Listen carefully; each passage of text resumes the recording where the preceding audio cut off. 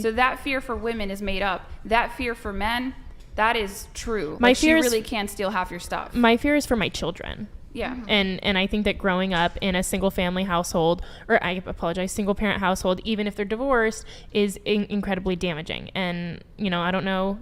Oh, actually, I do know. So I think that we can all agree having divorced parents is not a good thing for a person growing up.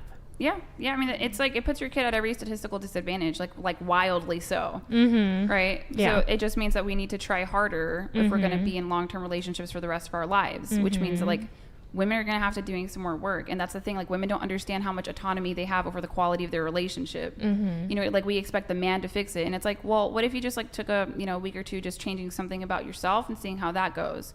Right. Because other thing too, personality differences on average between men and women. We're higher in neuroses than men. Do you guys understand that? Mm-hmm.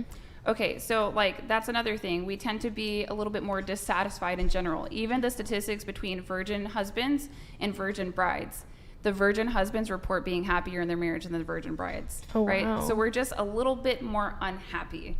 And that's why that you'll see, I mean, I don't know what other dating podcasts, like what their goal is, but that's like the message that I preach on like my side of things is like, we as women need to take charge in the femininity department and we can totally do it. And these traditional things that we say are like old school, they work. You know what I mean? Yeah. But they're not going to work for most men. I think marriage sucks for most men who get married.